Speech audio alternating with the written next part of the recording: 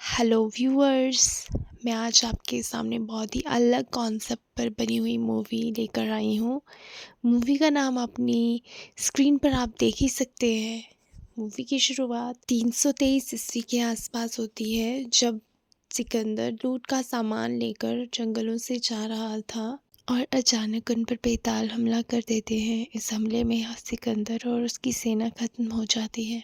अब कहानी यहाँ से प्रेजेंट टाइम में शिफ्ट होती है और हम देखते हैं एक रिपोर्टर आलोक को, जो कि रात के अंधेरे में शैतान दिखाने की कोशिश कर रहा है। लेकिन अनफॉर्चुनेटली जिस आदमी को आलोक ने पैसे देकर कब्र में लिटाया था वो वहाँ से भाग जाता है। और चूँकि आलोक ये सब लाइव रिकॉर्डिंग कर रहा था तो उसके व्यूअर्स को भी पता चल जाता है और उसकी वीडियो वायरल हो जाती है ये, और उसके मीम बन जाता है। आगे हम देखते हैं कि आलोक अपने दो दोस्तों के साथ ट्रैकिंग करने के लिए गया हुआ है और वो जंगल में घूम रहे हैं। और जैसे ही आलोक अपने फ़ोन से सेल्फ़ी लेने लगता है, उसे अपनी फ़ोन की सेल्फ़ी में पीछे भालू दिखाई देता है। और जैसे ही वो पीछे मुड़कर देखता है, भालू उसी की ओर बढ़ रहा था। और ये सब देखकर उसके दोस्त वहाँ से रफूचक्कर हो जाते हैं और आलोक भी अपनी जान बचाकर भागने लगता है। और इस तरह आलोक आगे आगे और वो भालू उसके पीछे पीछे भाग रहा था। और इस तरह की भागम भाग में आलोक बुरी तरह से घायल हो जाता है और वो एक लकड़ी के ढेर के नीचे खुद को छिपाने की कोशिश करता है। इससे पहले कि भालू उस तक पहुंच पाता, उसे कोई चीज़ पीछे से खींच लेती है और भालू उससे डर कर वहाँ से भाग जाता है। और हम क्या देखते हैं कि ये एक लड़की है और वो आलोक को बाहर खींचती है। वो लड़की आलोक को अपने घर लेके जाती है और उसका बहुत अच्छे से इलाज भी करती है, जिससे वो ठीक होना शुरू हो जाता है। एक दिन जब वह सोकर उठती है, वो देखती है कि आलोक घर में नहीं है और वो थोड़ी परेशान हो जाती है और बाहर उसे ढूंढने लगती है। तो वो देखती है कि आलोक पत्थरों से आग जलाने की कोशिश कर रहा है ताकि वो अपने फूड कैन को गर्म कर सके। वो उसके पास जाकर उसे बाहर घूमने से मना करती है और घर के अंदर रहने को कहती है। आलोक अपना परिचय उसे देता है और उसका नाम भी उससे पूछता है। वो लड़की अपना नाम ताड़का बताती है। आलोक कहता है कि उसने अपना फ़ोन जंगल में गुमा दिया है और उसके घर वाले चिंतित हो रहे होंगे। तो इस पर ताड़का बताती है कि अभी तक वो पूरी तरह से ठीक नहीं हुआ है। जब वो ठीक हो जाएगा तो वो खुद उसको उसके घर छोड़ के आएगी। और इसके बाद आलोक वहीं जंगल में उसके साथ रहने लगता है। वहीं दूसरी ओर हम देखते हैं कि उस भालू को एक अजीब सा आदमी मार डालता है और उसे उठाकर एक जगह लेकर जाता है, जहाँ पर कुछ लोग मिलकर उस भालू के खून से कुछ अजीब सी रिचुअल करते हैं। रिचुअल करने के बाद वो उस भालू को एक गुफा में डाल देते हैं। वहाँ से कोई शक्ति उसे वापस फेंक देती है और ये डिमांड करती है कि मुझे जानवर नहीं इंसान चाहिए। दूसरी ओर ताड़का आलोक को भूख लगने पर पहले तो जिंदा खरगोश ला देती है, लेकिन बाद में रियलाइज़ होने पर वो उसे फ्रूट्स ला कर देती है। रात को बातें करते हुए आलोक जैसे ही ताड़का के पास आने की कोशिश करता है तो ताड़का के दांत निकल आते हैं।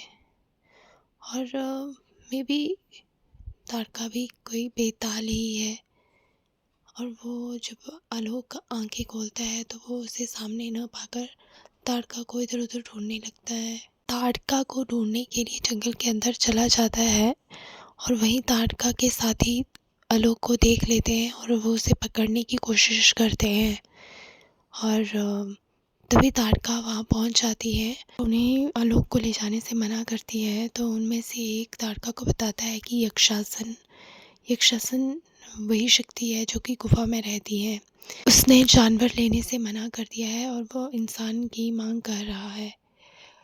तो इस पर ताड़का कहती है कि तुम आलोक को उसे नहीं सौंप सकते हो, क्योंकि इसका फैसला तुम नहीं कर सकते हो। आलोक को लेकर बस्ती में पहुंचते हैं। ताड़का सबको बहुत समझाती है कि और कोशिश करती है कि आलोक को वहाँ से जाने दिया जाए, लेकिन फिर भी उनके गुरु आदेश देते हैं कि आलोक को जेल में बंद कर दिया जाए। लेकिन उनमें से ही कुछ उसे तहखाने में न ले जाकर उसको उस गुफा में फेंक देते हैं, जहाँ पर वो यक्षासन बंद है। ये यक्षासन वही है जिसने इस मूवी की शुरुआत में सिकंदर को मारा था।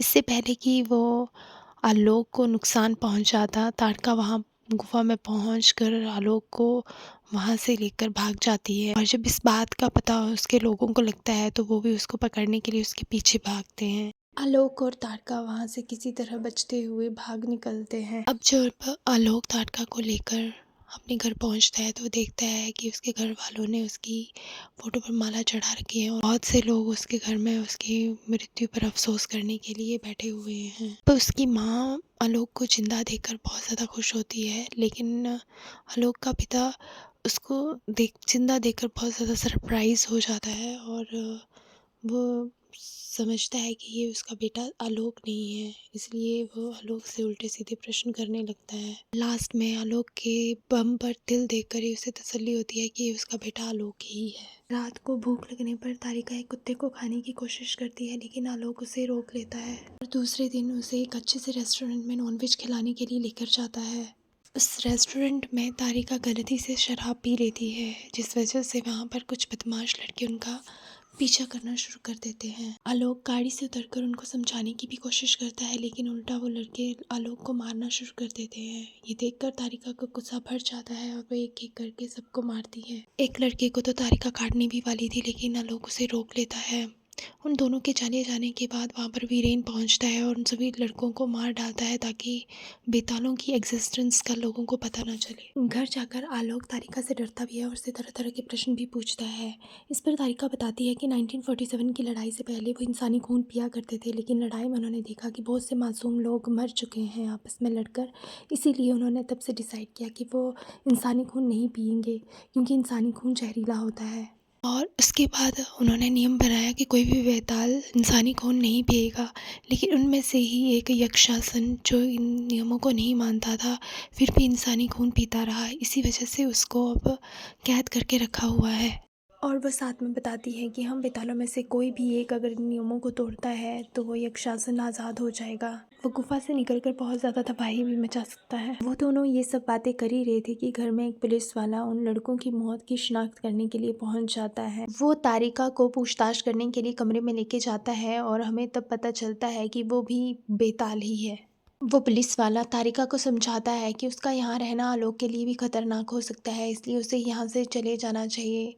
तारिका भी बात समझ जाती है और वो वहाँ से जाने की तैयारी करती है। तारिका के चले जाने के बाद आलोक को रियलाइज़ होता है कि वो तारिका के बिना नहीं रह सकता, इसीलिए वो तारिका की बस का पीछा करने लगता है गाड़ी में और देखते देखते तारिका के सामने आलोक का एक्सीडेंट हो जाता है। तारिका आलोक को लेकर हॉस्पिटल पहुँचती है, लेकिन डॉक्टर्स आलोक के माता पिता को बताते हैं कि वो आलोक को नहीं बचा पाए। दूसरी ओर हम देखते हैं कि आलोक के घाव अपने आप ठीक हो रहे हैं और आलोक के पिता जब उसे कमरे में देखने के लिए पहुंचते हैं तो उसे वहां ना पाकर वो हॉस्पिटल में इधर उधर उसे खोजने लगते हैं और इस तरह ढूंढते हुए वो हॉस्पिटल के ब्लड बैंक में जा पहुंचते हैं, जहां पर वो नुकीले दांतों के साथ आलोक को खून पीते हुए देखकर डर जाते हैं। अब जब दूसरे दिन आलोक सोकर उठता है तो वो अपने शरीर में आए हुए बदलावों को लेकर तारिका से पूछता है, तो तारिका उसे बताती है कि अब वो भी एक बेताल बन चुका है। तो आलोक उस पर गुस्सा करता है कि उसने ऐसा क्यों किया, तो तारिका बताती है कि अगर वो ऐसा ना करती तो एक्सीडेंट में उस रात वो मर जाता।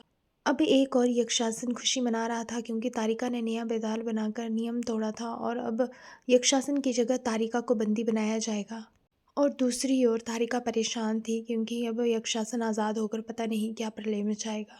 इस पर आलोक तारिका को बोलता है कि हमें खून पीने की क्या ज़रूरत है, हम खून की जगह कुछ और भी तो खा पी सकते हैं।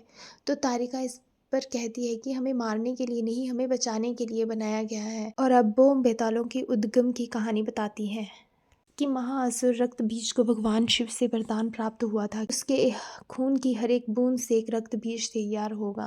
और जब माँ दुर्गा के साथ उसका युद्ध होना शुरू हुआ तो उसकी खून की हर एक बूंद से लाखों रक्त बीज तैयार होने शुरू हो गए। इसीलिए माँ दुर्गा ने बेतालों का निर्माण किया जो कि उसकी बूंद को धरती पर ना गिरने दे। और इस तरह से माँ ने रक्त बीज का संहार किया। और अब वो आलोक को बेतालों की वीकनेसेस और स्ट्रेंथ्स भी बताती है, जैसे कि शुरू शुरू में उसे धूप में जाने में परेशानी हो सकती है, उसको इंसानों को देखकर खून की प्यास भर सकती है, उसकी रफ्तार चीते जितनी तेज हो जाएगी, वो मर नहीं सकता, वो झूठ नहीं बोल सकता इत्यादि। और इन सब के लिए उसको खुद पर काबू करना आना चाहिए। रात को आलोक और तारिका खिड़की से घर के अंदर घुसते हैं तो ये सब कुछ आलोक के पिता देख लेते हैं और आलोक से पूछने पर वो झूठ बोल देता है, जिसकी वजह से आलोक की सच्चाई उसके पिता के सामने आ जाती है। और अब वो और तारिका दोनों आलोक के पिता को सब सच बता देते हैं कि आलोक और वो बेताल हैं। दूसरे दिन आलोक का पिता आलोक को लेकर एक तांत्रिक के पास जाता है ताकि वापस से आलोक को एक ह्यूमन बनाया जा सके, लेकिन वो तांत्रिक साफ शब्दों में कह देता है कि एक बार बेताल बनने के बाद दोबारा से ह्यूमन नहीं बना जा सकता। आलोक के पिता से पहले उस तांत्रिक के पास एक लड़का अपने भाई के इलाज के लिए आया हुआ था, जो कि एक भेड़िया है, और वो अपने लास्ट लड़ाई के बाद भेड़िए में कन्वर्ट नहीं हो पा रहा है। वो तांत्रिक उसको सलाह देता है कि अगर बेताल का खून उसके भाई को पिलाया जाए तो वो पूरी तरह से ठीक हो जाएगा। और आलोक के जाने के बाद वो उसकी चेयर का कपड़ा उस लड़के को दे देता है ताकि उसका भाई उसको आसानी से ढूंढ सके। और उस कपड़े की मदद से वो भेड़िया आसानी से आलोक को ढूंढ लेता है और उन दोनों में ज़बरदस्त फाइटिंग शुरू हो जाती है। आलोक उस भेड़िए को चिढ़ाते हुए एक बूंद खून की ऑफर करता है, जिसे पीकर वो और भी ज़्यादा ताकतवर हो जाता है और आलोक पर भारी पड़ने लगता है। एंड वक्त पर तारिका आकर आलोक को बचा लेती है और वो दोनों एक मॉल में छिपकर अपनी जान बचाते हैं। अब उस भेड़िए के बारे में अधिक जानकारी के लिए आलोक और तारिका दोनों पुलिस इंस्पेक्टर के पास पहुंचते हैं और वो पुलिस इंस्पेक्टर बताता है कि अगर एक बार भेड़िया किसी बेताल का खून चख ले तो उसको मारने के लिए उसके पीछे पड़ जाता है, इसलिए अब हमें आलोक की और भी ज़्यादा सुरक्षा करनी पड़ेगी। और वे उन दोनों को एक सीक्रेट जगह पे लेके जाता है जहाँ पर उन जैसे बेताल बहुत ज़्यादा इंजॉय कर रहे होते हैं। वहाँ आलोक भी बहुत ज़्यादा इंजॉय करता है और बेहोश हो जाता है, और जब उसकी आँख खुलती है तो वो सामने तारिका को न पाकर उस पुलिस इंस्पेक्टर से पूछता है कि वो कहाँ है। तो इस पर इंस्पेक्टर बताता है कि तारिका वहीं चली गई है जहाँ से वो आई थी, और अब उसे बंदी बनाया जाएगा और यक्षासन को आज़ाद किया जाएगा, और तुम्हें यहीं रहना पड़ेगा क्योंकि भेड़िया तुम्हारे पीछे है और हम सब तुम्हारी सुरक्षा करेंगे। जब आलोक घर पहुंचता है तो अपने पिता से सारी बात कहता है तो उसके पिता बताते हैं कि तारिका ने तुम्हारे लिए अपने सारे नियम तोड़ दिए और तुम्हें भी उसके लिए कुछ करना चाहिए क्योंकि हमने उसे अपनी बहू स्वीकार कर लिया है।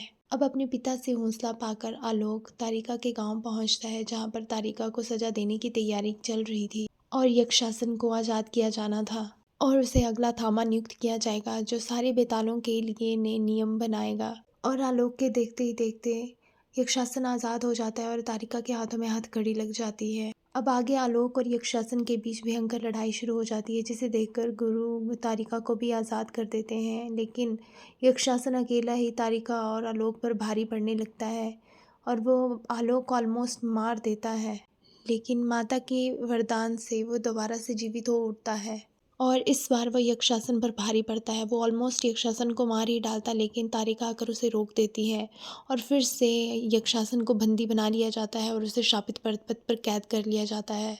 और आलोक को नया थामा नियुक्त किया जाता है जो कि इंसानों और बेतालों के मध्य अब कड़ी का काम करेगा और नए नियम बनाएगा। दूसरी ओर हम देखते हैं कि यक्षासन का सामना एक सरकटे दानव के साथ होता है और यही होता है हमारी मूवी का दी एंड।